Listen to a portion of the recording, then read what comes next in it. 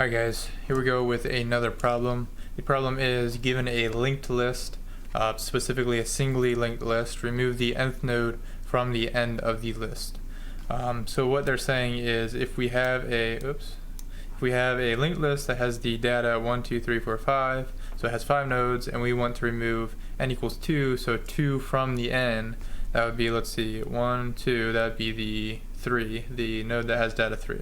So then after we're done with the function, our algorithm, the linked list would have 1, 2, 4, 5. Pretty simple, but it's a little hard to think about, especially with a singly linked list. This wouldn't be hard with a doubly linked list. So here we have some pseudocode. We have our user input, which is equal to the variable n, and in this case we'll say n is equal to 4 because I have an example linked list that has 8 nodes.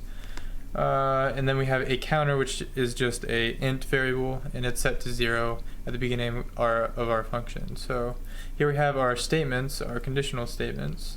Our first one is if the current.next is not equal to null, then we move the current to the next node.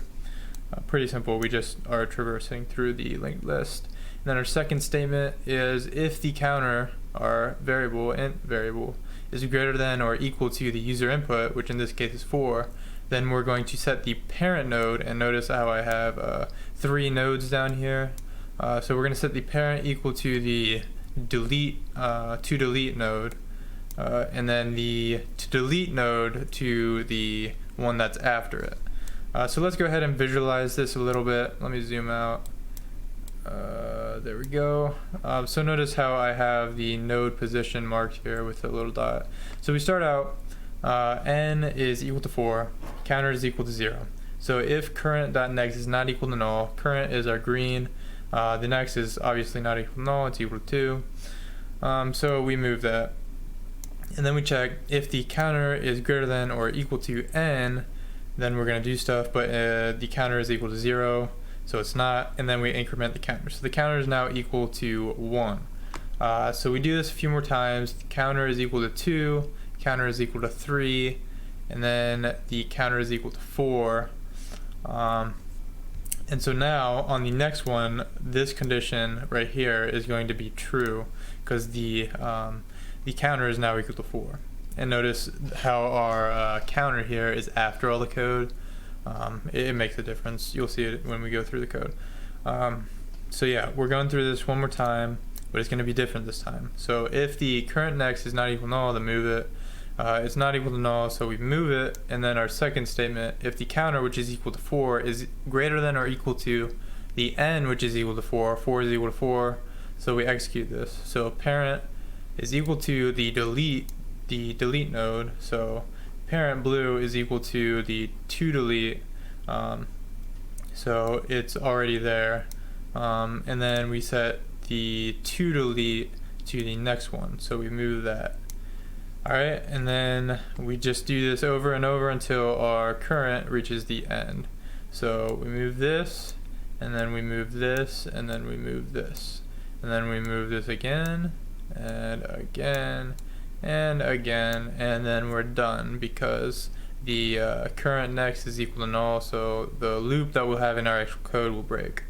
Now if we look to see if this worked, we wanted 4 positions from the end, so 1, 2, 3, 4. So we're going to be deleting this one, so we have that in a node variable and we can delete it. So we have this parent here so that we can set the parent next equal to the to delete next, and then we'll delete the to delete. So let's go ahead and look at the code. Alright, here we are. Let me zoom in a little bit. There we go. So I've included 2, what are they even called? I included a library, and then I included a file that I made.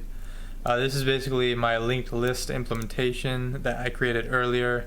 I have a video on it. I'll link it just top right of the video.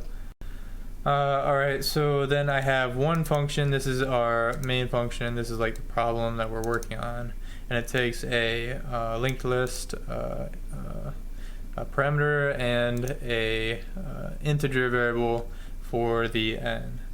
Alright, here in the main we declare a linked list variable, and I just call it linked list for simplicity. Then we go through a loop to insert 10 items Unfortunately, the way I implemented this, I have to actually insert the data every time, so that kind of stinks, but it's whatever. And then I just have the main function printing out what's in the list, so you can see. And then we call the function, we pass the list, and we pass the position that we want to delete from the end. And then we print it again just to show that it works. All right, let's look at the actual important stuff. Here we go. Here's our function. We set the node, and this is our current node, to the list head, so this is the front of the list.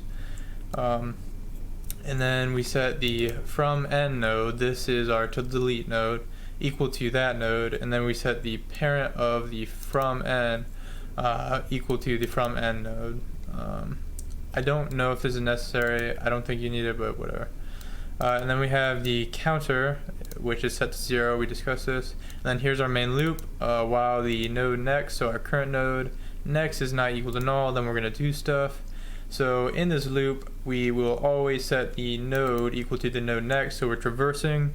And then we have our if statement. If the counter is greater than or equal to n, like we saw, then we're going to set the parent of from end to the from end node. And I'll show you. That was just simply right there. Oops, got a little skewed right there.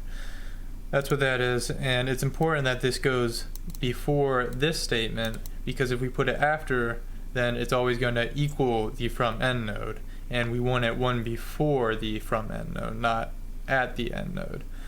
Alright, and then we move the from end node, and we increment the counter.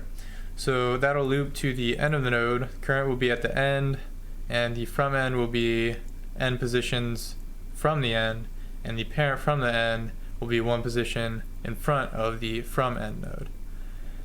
Alright, so I just have that in the command prompt. It'll show us that, and then we set the parent from end next equal to the from end next. So basically what we're doing here, I'll show you in the whiteboard, is we're saying we want this blue's next to be equal to whatever the red next is. So we're basically jumping over the one we want to delete.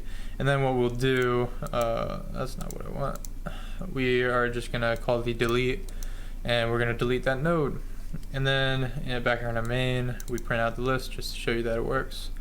So what we're gonna do, instead of running it here in Visual Studio, I wanna show you something kind of neat. I'm going to open the command prompt. I'm going to actually navigate to the folder. Alright, so I've navigated to the folder in which my source files are located. Obviously I have all this other junk because I was writing this in Visual Studio. What I'm going to do is I'm going to click up here and copy the path to this directory. I'm going to open up command prompt, which is just CMD in the search bar. I'm going to say CD for change directories and paste in that path. That takes me to the path. As you can see, if I do the command dir for directory, it'll show me everything that's in there, and we have our header file, our actual implementation file, and our driver function. So what we're going to do is compile these, and I have installed the mingw C++ compiler and set it to a environment variable on my path variable on my machine, and I'm going to use the command g++, that's the compiler, and I'm going to do the -o for the object flag, and then I'm going to set the name of the object, the executable file that I want, so run me.exe, and I'm going to put in the files that need to be compiled, and header files don't need to be compiled because they're just linked to the CPP files. We just need to compile the CPP file, so I have main.cpp and list.cpp. So those are going to compile, and then it didn't have any problem, which is good. And then we're just going to run. Here, I'll show you dir. Now we have that executable file, so I can just call that by saying the name and then the extension, and it'll run. So like I said earlier, we actually have to input all these nodes because I didn't implement this linked list very well. So I'm just implementing 1 through 10 like so, and then like in our driver function, it prints everything. So we have 1, 2, 3, 4, 5, 6, 7, 8, 9, 10, and then we're deleting the second from the position that's in the driver code. As you can see, I just passed that directly. So we're deleting that one. It shows us from end node is 8. We can check this. So our end node is 10. So 1, 2. There's our 8. That's where that came from. And then our parent of that node is 7, obviously. So then we just skip over to the 8 and delete it. And this is our results. 1, 2, 3, 4, 5, 6. The command prompt's not big enough. 7, 9, 10. Okay, so it worked. That was this problem solved. I'd encourage you to, do this from scratch and try to do it on your own. Thanks for watching. Catch you later.